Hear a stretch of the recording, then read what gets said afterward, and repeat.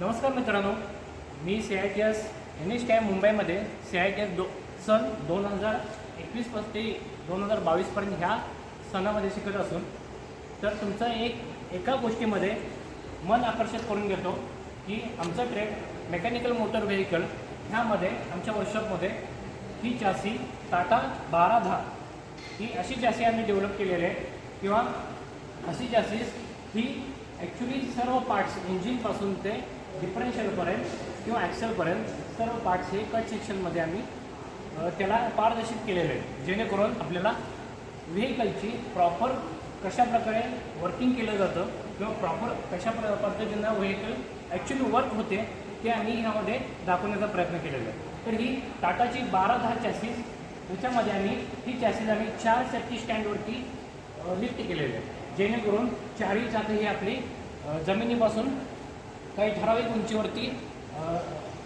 Separately राहू शकतात आणि ते चांगल्या पद्धतीनं मूव्ह केले जातात किंवा एक मुवमेंट दिला मिळू शकते.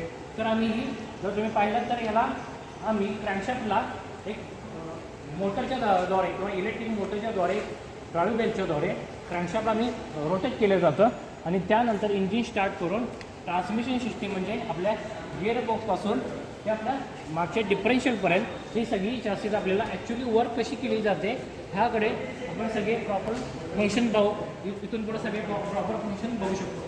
तर ह्या ॲक्च्युली चॅसीमध्ये मॅक्झिमम प्रॅक्टिकल केले जातात, जेणेकरून जसं इंजिन ओव्हरलोडिंग असणे किंवा गाडीवरून इंजिन बाहेर काढणे किंवा क्लच असेंब्ली असू दे, क्लच असेंब्ली ओव्हरलोडिंग करणे, गिअरबॉक्स सिस्टीम ओव्हरलोडिंग करणे, प्रॉपरनेस शाफ्ट असेल किंवा डिफरन्शियल असतील किंवा ॲक्सेल असतील, हे सगळे प्रॉपर फंक्शन कसे केले जातात आणि ॲक्च्युली कशी वर्क होतात हे आपण ह्या चॅसीमार्फत दाखवले जातं. तर ह्याच्यामध्ये आपण ही चॅसीची ब्रेकिंग सिस्टीम आहे एअर ब्रेक सिस्टीम. जसं आपण व्हेकलमध्ये ॲक्च्युली एअरवरती कशा पद्धतीनं ब्रेक ऑपरेट केले जातात हे पण आपण ह्यामध्ये पाहू शकतो. दुसरं आपण सेकंड सांगायचं झालं तर ह्याच्यामध्ये आपलं रिसेप्टिव्हिटी बॉल टाईप स्टेअरिंग सिस्टीम ह्यामध्ये पाहू शकतो.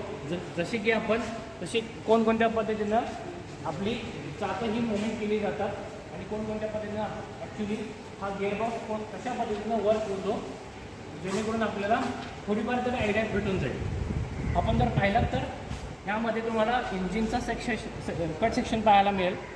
हा FI पंप फ्युएल इंजेक्शन पंपचा कट सेक्शन पण आपल्याला पाहायला मिळेल, जेणेकरून सिलेंडर हेडपासून तर आपले खाली ऑइल संपपर्यंत पूर्णपणे आपल्याला सर्व पार्ट्स तुम्हाला कट सेक्शनमध्ये बघायला मिळेल. जर तुम्ही नेक्स्टमध्ये आला तर तुम्हाला ट्रान्समिशन सिस्टीम चालू होतील. त्याच्यामध्ये क्लच सिस्टीम असेल, क्लच सिस्टीममध्ये कोणत्या प्रकारची आपली क्लच प्लेट असेल, प्रेशर प्लेट कोणत्या प्रकारची असेल. त्यानंतर गिअरबॉक्समध्ये आला तर गिअरबॉक्सचा हा कट सेक्शन तुम्हाला पाहायला मिळेल. तुम्ही चांगल्या पद्धतीनं पाहू शकताय ही क्लच सिस्टीम ही कशा पद्धतीनं आपलं गिअरबॉक्स वर्क केला जातो. पुढे जर आला तर यामध्ये फ्युएल टँक्स, जसं आपल्या व्हेकलच्या बाजूला फ्युएल टँक्स असतो, फ्युएल टँक कोणत्या पद्धतीनं आतमध्ये त्याचं कन्स्ट्रक्शन कशा पद्धतीचं असतं ते पण आपण ह्यामध्ये पाहू शकतो. जसं प्रॉपर शाफ्टचे 2 प्रॉपर शाफ्ट मिळतात, जसे आपण सेंटर बेरिंग डायरेक्टली आपण पाहू शकतो. त्यानंतर पुढे जर आला तरी ह्यामध्ये आपण की गिअरबॉक्सपासून पिनियनपर्यंत आणि पिनियनपासून क्राऊन व्हीलपर्यंत कशी मुवमेंट केली जाते आणि कशी पॉवर ट्रान्समिट केली जाते क्राऊन व्हीलपासून ॲक्सेलपर्यंत हे आपण प्रॉपरली ॲक्च्युली पाहू शकतो. आपण या चॅसीमध्ये जर पाहायचं झालं तर ही टाटाची 1210 चॅसीस आहे. तर ह्यामध्ये ॲटोमोबाईलमध्ये ज्या गोष्टी होतात म्हणजे जसे सिस्टीम्स, जे कूलिंग सिस्टीम असेल, लुब्रिकेशन सिस्टीम्स असेल किंवा फ्युएल सिस्टीम असेल, ती आपल्याला ह्या चॅसीवरती आपल्याला सर्व गोष्टी बघायला मिळतात, जेणेकरून आपण हे इंजिनचा हा पूर्णपणे कट सेक्शन, जसे की सिलेंडर हेडमध्ये कोणकोणत्या गोष्टी असतात, जसे की रॉकरला कनेक्ट केलेला हा पुश रॉड आणि पुश रॉडला कनेक्ट केलेला हा कॅमशाफ्टकडून जी गती मिळतात, कोणकोणत्या गोष्टीकडून गती घेतली जाते ही प्रॉपर आपल्याला ह्या कट सेक्शनमध्ये सगळ्या गोष्टी बघायला मिळतील. खालचा भाग झाला हा आपला ऑइल संप.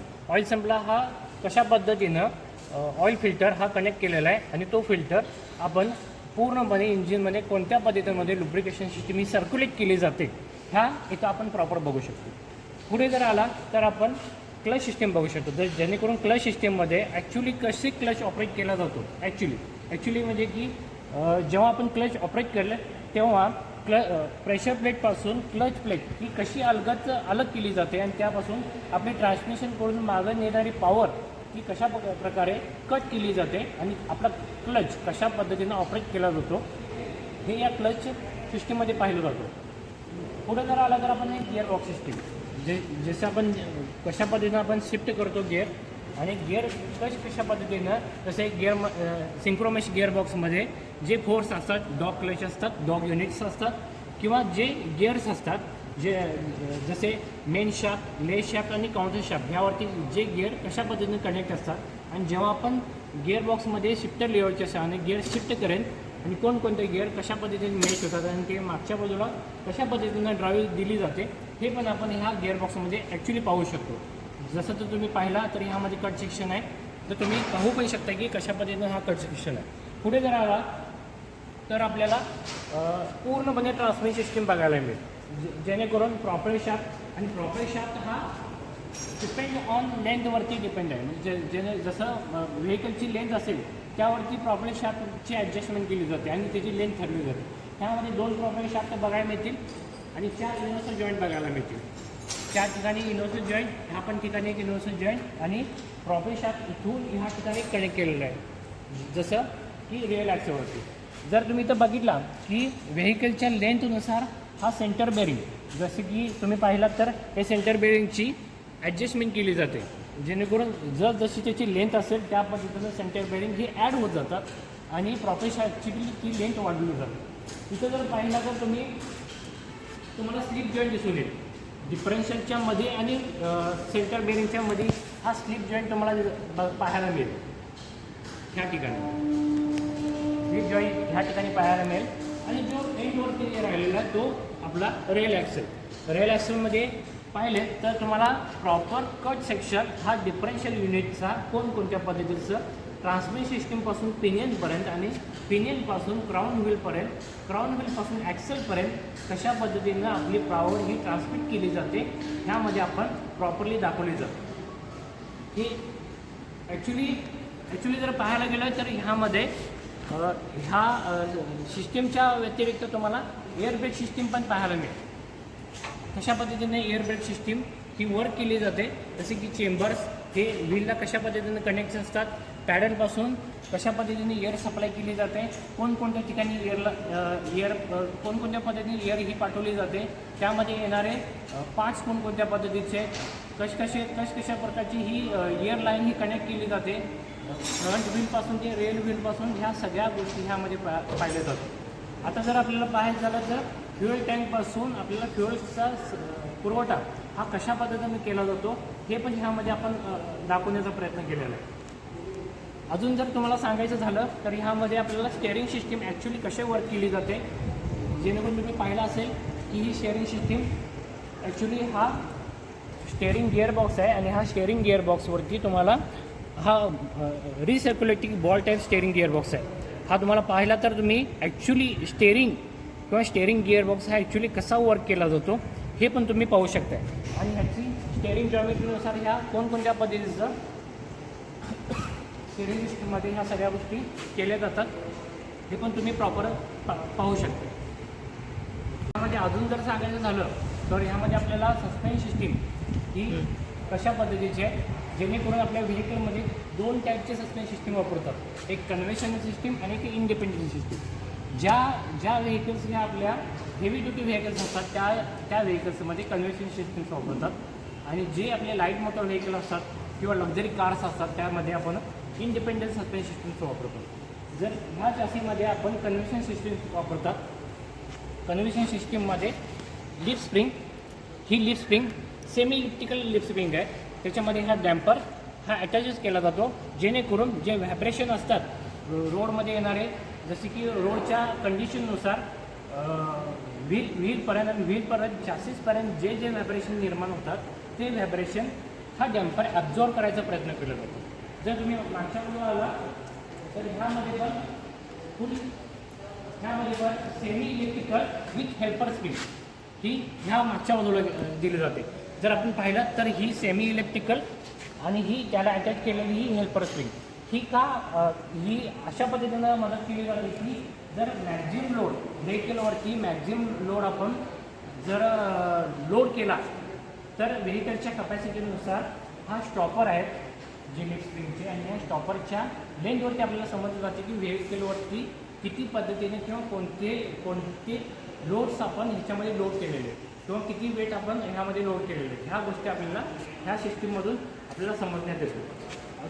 अजून जर ह्या व्हेकलबद्दल जर सांगायचं झालं तर ह्या व्हेकलमध्ये आपण हेडलाईट सिस्टीम ते टेल लॅम्प सिस्टीमपर्यंत ह्या सर्व गोष्टीचा आपण इथं इलेक्ट्रिक ह्या सगळ्या गोष्टी आपण पाहायला मिळतात, जेणेकरून वायरिंग सिस्टीम हे कशा पद्धतीनं आपण सर्क्युलेट केलेले आणि कसे वायरिंग हार्नेस आपण प्रॉपर कोणकोणत्या ठिकाणी कुठून कुठंपर्यंत त्याचे स्विचेस कसे आहेत आणि ते कसे ऑपरेट केले जातात, ह्या पण गोष्टीकडे आपण ह्या सगळ्यांचं मन वळवण्याचा प्रयत्न केलेला आहे.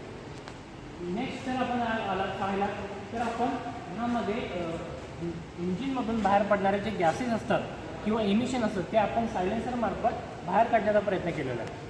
तसं आपल्याला समजू शकतं की सायलेन्सर हा कशा पद्धतीनं माउंट केला जातो व्हेकलवरती, आणि सायलेन्सरचं मेन ॲक्च्युली फंक्शन आपल्याला कशा पद्धतीचं जे फिल्टर केले जातात त्याचा आपण कट सेक्शनमध्ये जर पाहिला तर इथं आपण सायलेन्सर चांगल्या पद्धतीनं पाहू शकता की त्याच्यामधून फिल्ट्रेशन कशा पद्धतीनं होतं आणि त्याच्यामधनं गॅसेस हे कशा पद्धतीनं बाहेर पडतात, त्याचं प्रेशर हे किती प्रमाणात आहे, ह्या पण गोष्टी आपल्याला दिसतात. म्हणजे ॲक्च्युली कसं वातावरण सोडले जातात हे पण आपण पाहू शकतो.